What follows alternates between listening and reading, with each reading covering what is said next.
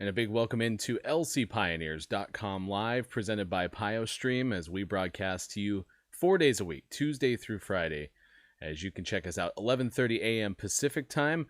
As we are on Facebook Live, you can find us easily at lcpioneers.com/live and check us out on YouTube for all of our past shows on demand whenever you want at youtube.com/lcpios.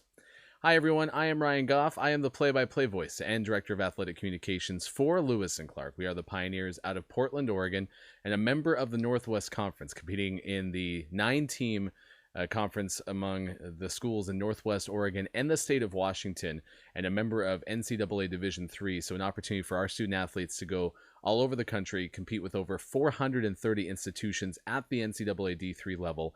It really is an exciting time to be a member of this conference and a member of this school, especially in the current circumstances with competition now halted for the Northwest Conference through at least January 1st, 2021.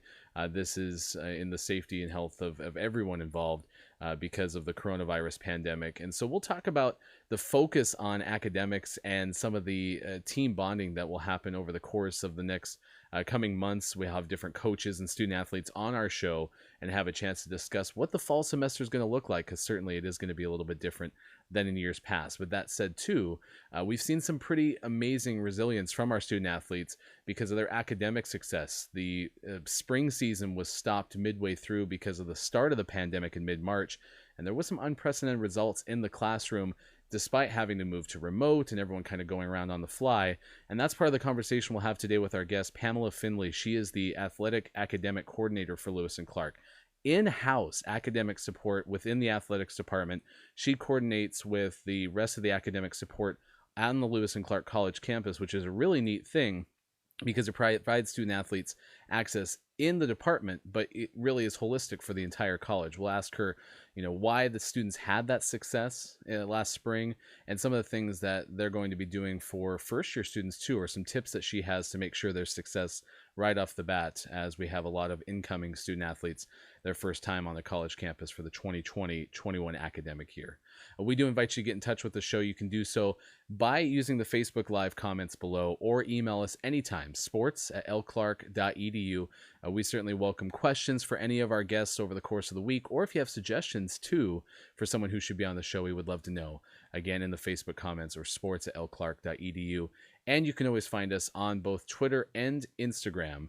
LC Pioneers, our handle on both of those as well. And we continue to roll out information on our website, lcpioneers.com. And with the reopening for fall 2020, we do invite you to check it out because we do have a reopening landing page. You can access it at lcpioneers.com/COVID. But we'll continue to spotlight some of our student athletes and what they're going to be doing in the coming months on our website. It's not going to be something where you'll see the game recaps of the past. You won't see the schedules of the past, but we'll try to make sure to publicize all the stuff that everyone is working on that website. Certainly encourage you to check it out, lcpioneers.com, and specific to reopening, that's at lcpioneers.com/COVID. Last but not least, we move into the later part of August. School is about a week away, and so we do want to keep tabs on our YouTube channel, not only for this show. We are archiving all of our past shows, but we'll continue to do new content too on our YouTube page. Thanks to everyone who's rolled out there, supported. You can certainly subscribe and get each interview added to the list at youtube.com/LCPios. And so with that said, let's bring in our guest for today. We're talking to the athletic academic coordinator for Lewis and Clark. We're proud to welcome in Pamela Findlay to the show. And Pamela, appreciate you taking the time to talk to us because it's an opportunity to really get an idea of what our student athletes coming into this year should expect. I mean, it's a big change with everything that's happening with the coronavirus pandemic. But before we get into the specifics of the fall, let's just talk about your position and what you provide our student athletes that's so unique. What is it that the athletic academic coordinator does for Lewis and Clark? Sure. Thanks for having me. It's an amazing position. I've really enjoyed it so far. And it's so great because, like you said, we're within the athletic department, but then we're able the student athletes connect with other resources on campus. And, my office is right there, right where they're competing, right where they're practicing. So it's easier for them to kind of pop up to my office, stop by or get in touch with me. And then if I'm not able to help them directly, then I can point them in the direction that they need to go in. But I'm also there to help them, more hands-on, a little bit more than our college advisor. Tremendous job, but they're dealing with hundreds and hundreds of students, all the students at Lewis and Clark, as opposed to me, just the student athlete. So I'm able to give them a little bit more attention and, provide support for assignments or communication with professors and things like that. And it's been a fun so far. Yeah, and this is a position, as we talked about in the open. You saw a lot of success and resilience from the student athletes last spring. Some of the best results ever for Lewis and Clark. Describe what some of the numbers were specifically about this spring and our student athletes in the classroom, and just some of those moments of resilience you saw from them. Sure, exactly.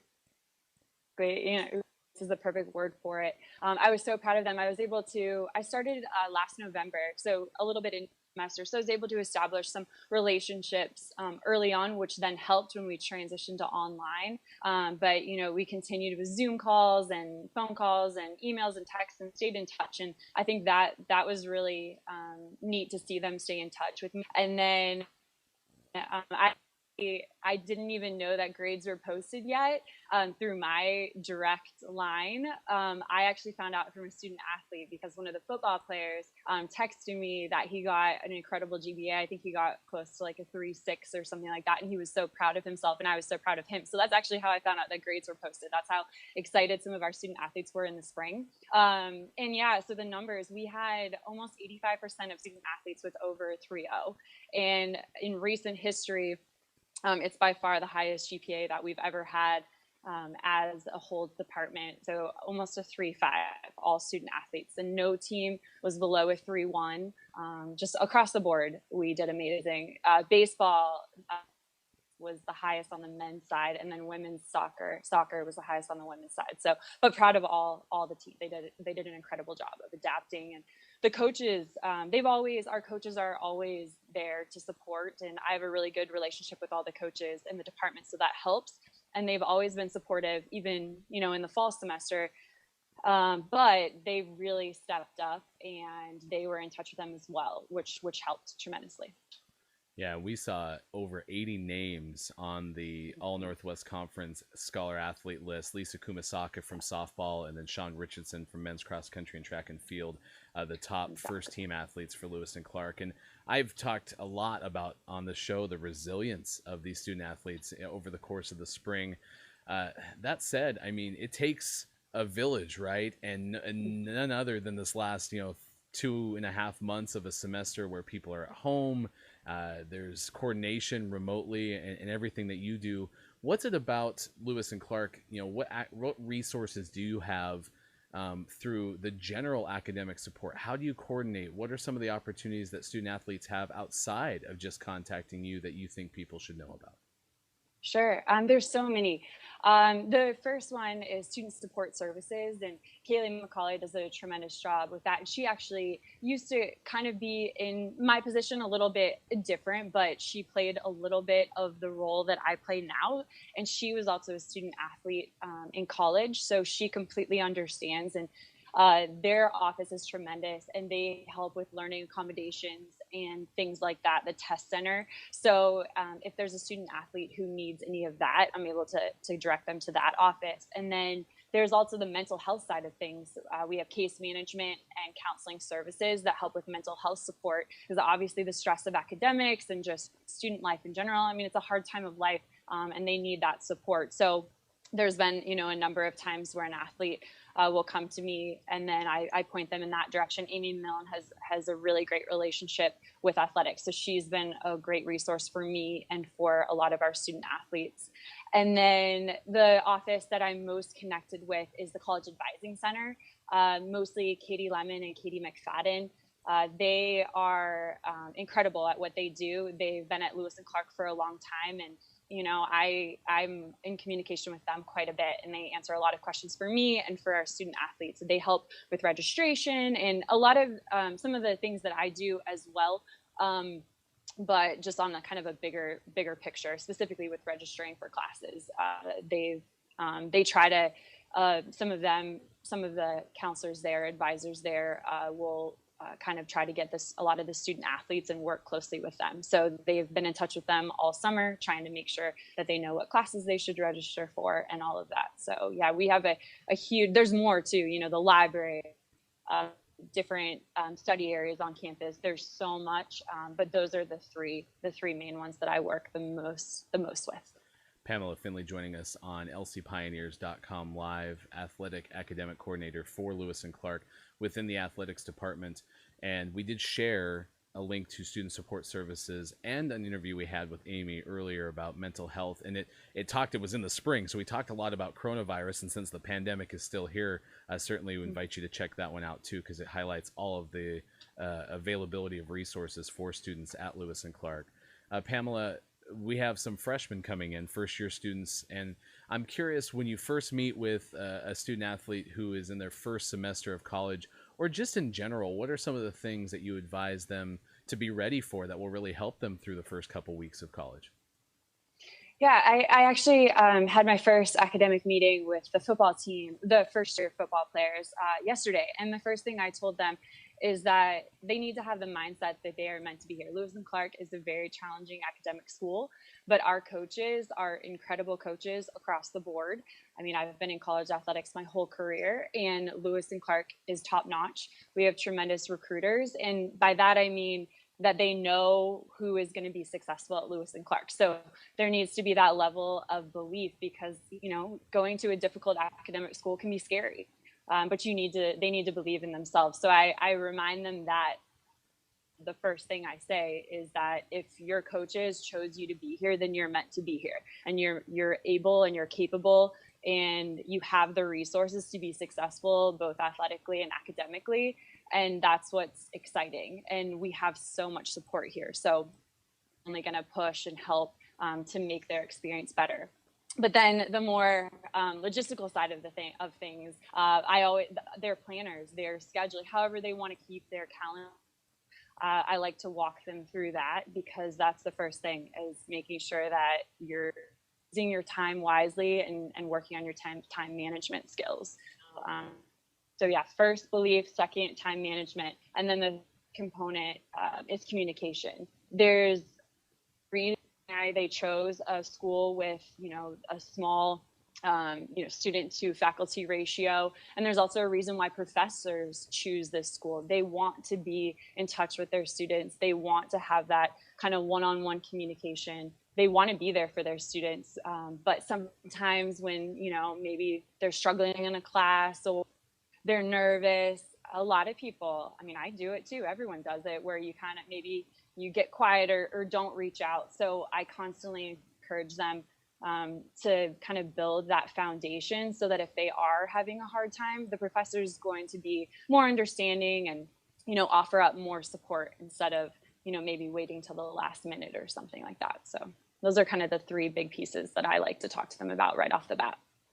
And it's great to have you on the show, because you're a perfect testament to the wonderful aspect that Lewis and Clark has with the city of Portland and being in the Pacific Northwest, because your first stint with Lewis and Clark was as the head women's basketball coach. You were leading the Pios for 2 years. Then you left and came back, and now are in this role. When you talk to people about Portland and Lewis and Clark and some of the aspects about the, things that make the college great, that make the area great, what are some of the things on the top of your list? Oh yeah, Portland is an amazing place, and as is Lewis and Clark. So I moved from Virginia all the way to Portland, and then I moved from Minnesota all the way to Portland just to get back here. And there's just so much to offer, so much culture, so much community.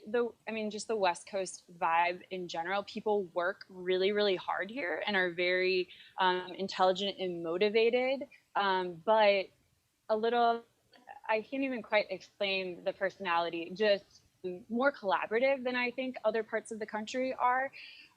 Very supportive of each other, very outdoorsy. I just got back, last end of summer vacation in Crater Lake. So 4 hours away, was one of the deepest lakes in the country, and was one of the most beautiful places I've ever seen.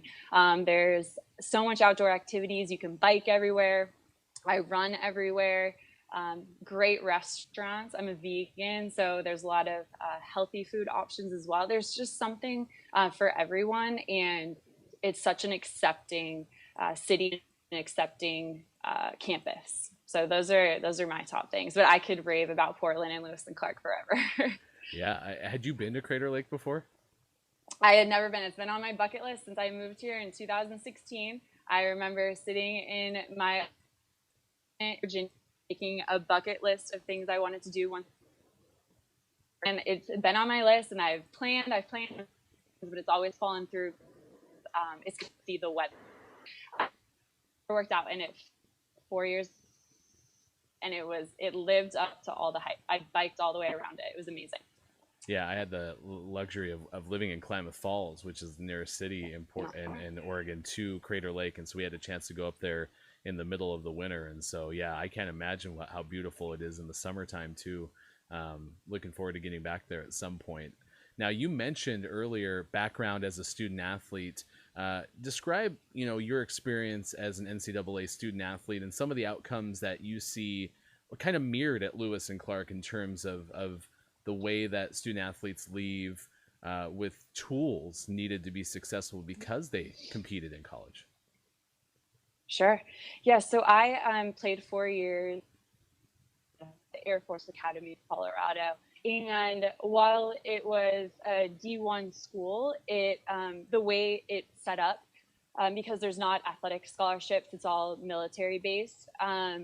It actually has more of a D3 feel as far as what's most important. Like as soon as you step on campus, what's most important. Academics, and then your military service, and obviously athletics is important too. But so because of that, and small class sizes, it's only 4,000 students, so a little bigger than Lewis and Clark, but it's kind of in a similar boat. So yeah, and I loved my experience, and to this day, I still reflect back on many of the things I learned, time management, all of that. And I still, even though I'm well out of college, I still feel like I can get so much done in a day, because just what you can get done when you're at a military academy, as far as our schedules are completely scheduled out. So yeah, I still feel that I can get a lot accomplished because of all the balancing and juggling between academics, between military, between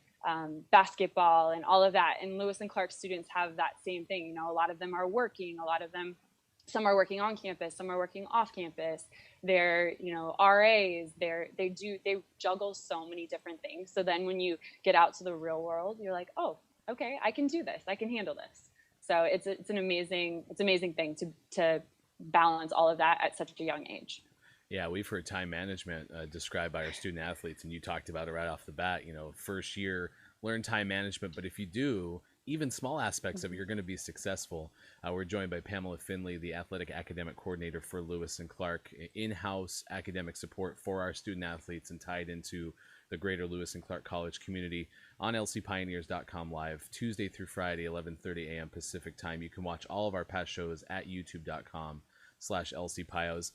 Mentioned you as the former head women's basketball coach for Lewis and Clark. Now you're back in this role as the athletic academic coordinator, but on the bench as an assistant coach for men's basketball.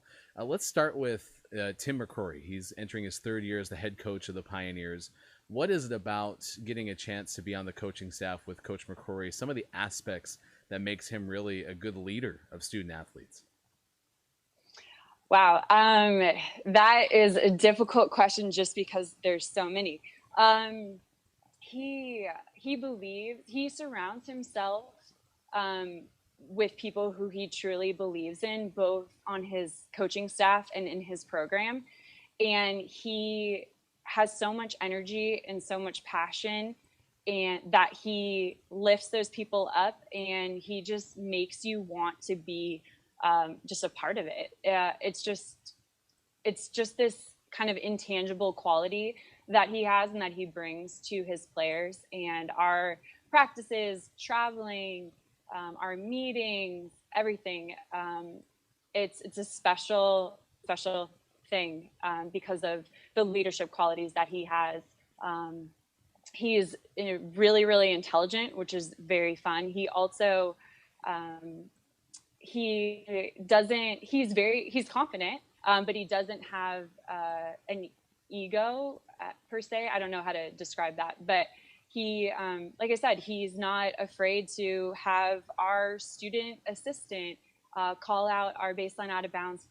A lot of coaches would not put that responsibility on someone so young, but our student assistant is incredible, and he proves himself every single day. And Tim doesn't feel the need to have that control. He's really willing to, relinquish control whenever it feels like it makes sense, and that's really special, because a lot of, especially first time, now he's in his third year, but a lot of young head coaches, all they want is control. They must call the offense, they must call the defense, they must make all the recruiting calls, they must do this and this. And Tim, while he works so hard, and he's willing to do all of that, and he does do a lot of that, he's also willing to invest in people, and but like I said, both coaches and players, and we become better for it. I've become a better coach because of being on his staff, and I know Randall and Nate, our other assistants, have become better as well, and our players have become so much better basketball players and better people, better communicators, all of that. I mean, the way that we finished the season, with that amazing win over Whitman was incredible. And I think it showed that we were really starting to hit our stride towards the end of the season. And we put in a lot of work, both on and off the court, to get there. And it was all led by Tim. Yeah, and you mentioned ending Whitman's 67-game regular season conference winning streak, and made a run at the postseason for the first time. Would have been in the postseason since 2014-15. So now I ask you, what's the ceiling for this team as soon as you can get back on the court and starting to gel players together? What do you foresee as the opportunity that men's basketball has in this upcoming year? Gosh, so much. We're really working on over the summer, and just through heading into the fall now, communicating with our players. A lot of it's leadership, and we're seeing that every single time we meet, every single Zoom call we have. People are stepping up, and their knowledge of the game. I think our basketball IQ has increased dramatically over the summer, and even over last season. Just things that our players are saying, how they're communicating with us, how they're communicating with each other, has really, really changed and developed over time, which has been neat to see.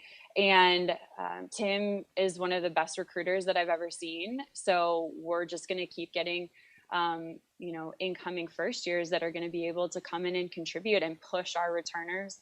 And that's only going to raise the level of play. But as we saw last year, we had a lot of first years who contributed, some in the games and all of them in practice. The competitiveness of our practices, especially from our first years, was incredible last year. It was really, really fun to see. So I know that that's just going to keep happening every single year.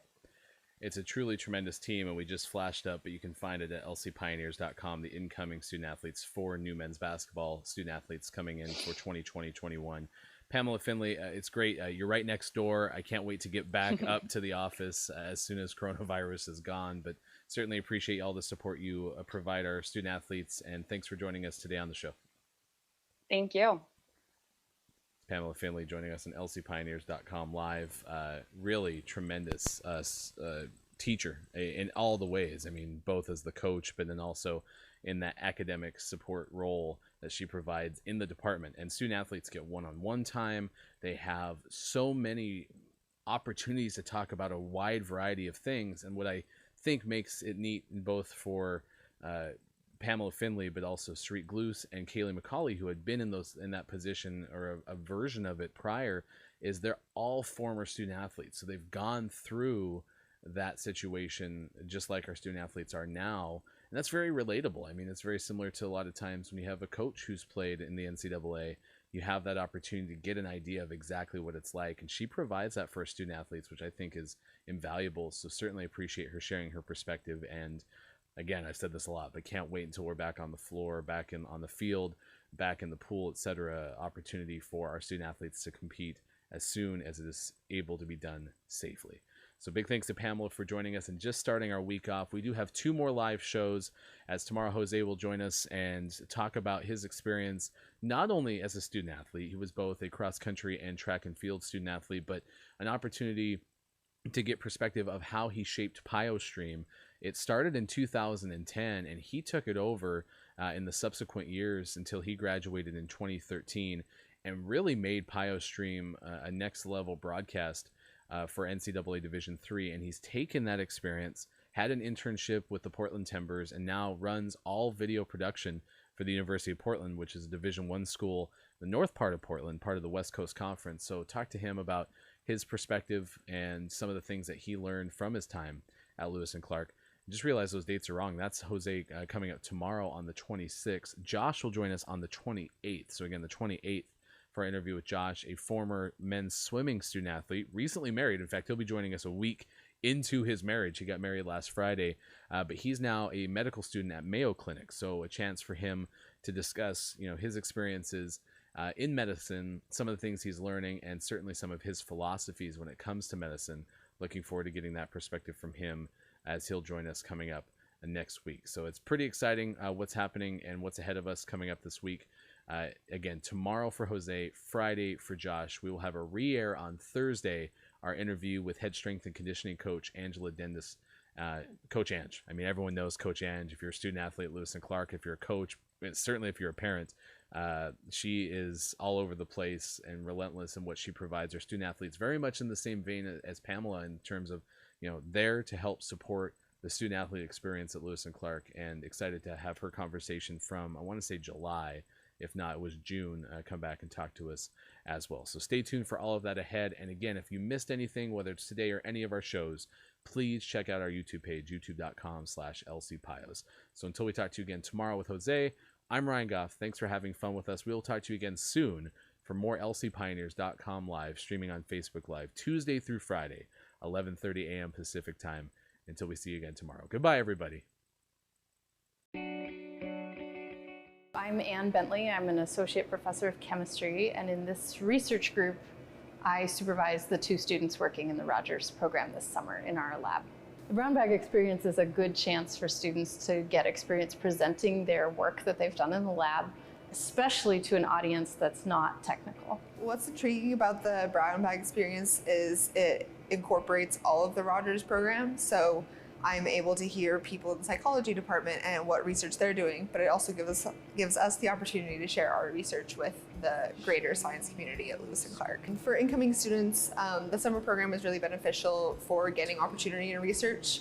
So I've had the opportunity for research in the past, but other students may not have the same opportunities. So it's nice to work in a professional lab setting and potentially have the opportunity to publish a paper, which looks really good moving on into doing professional research out in the field. The students grow a lot during the summer in their ability to learn the techniques and apply the techniques and suggest their own ideas for what could come next and interpret their data. It's just a big, usually if they haven't done research before, they learn a lot in that short period of time.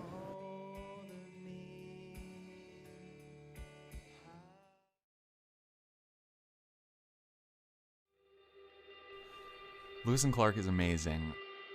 Beautiful campus, small classes. When you really come here, you get this sense and the feeling that this is a place that you could spend 4 years. I was so comfortable learning and growing here. There's no ostentation, there's no pretension, no status. Everyone's just here to learn. To this bustling metropolitan area.